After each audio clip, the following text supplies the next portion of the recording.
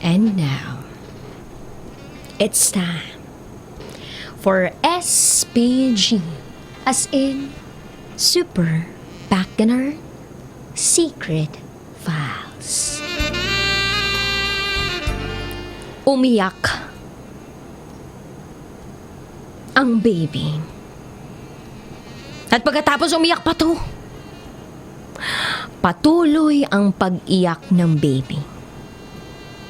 Kaya nilabas ng babae ang kanyang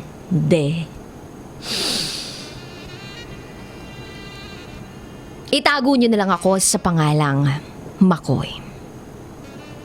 At ito ang aking SPG, as in Super Bacaner Secret File.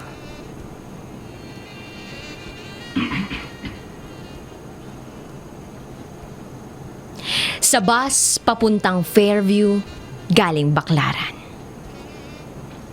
May tumabi sa aking young mommy na nasa early 20s habang karga-karga ang anak niya na panay ang iyak.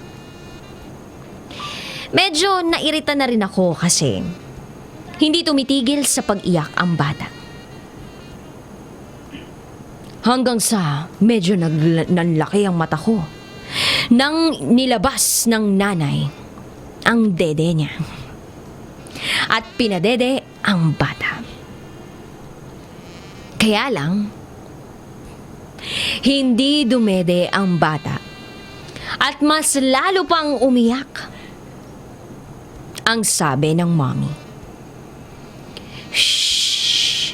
Dede na, baby." Pero kahit nagsabi na ng gano'n ang young mommy, hindi pa rin dumede ang bata. Panay pa rin ang iyak. Approaching na ng Ortigas. Medyo galit na si mommy.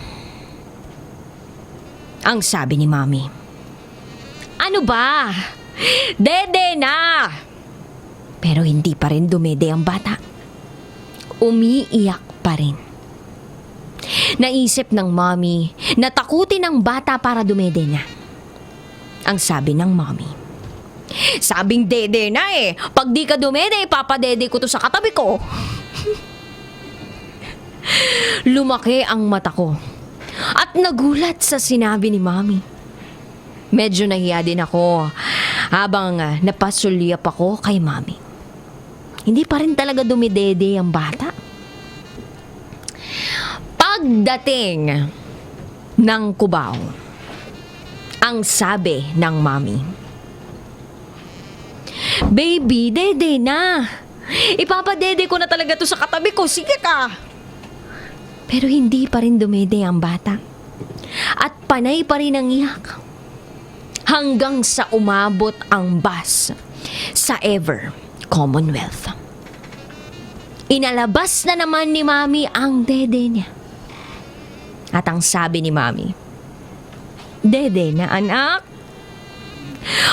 Ay, konti na lang talaga, baby. Talagang ipapadede ko na to sa katabi ko ngayon. Sige ka. At doon na, hindi na ako nakapagpigil pa. Hindi ko na natiis ang pinagsasabi ng mami, kaya kinausap ko na siya. At ang sabi ko, "Miss, ayusin mo ang mga sinasabi mo, ah. Klaruhin mo kung ipapadede mo ba talaga yan.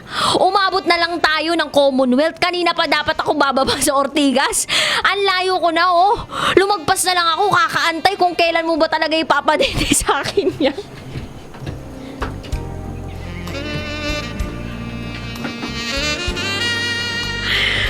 Ano ba talagang gayon?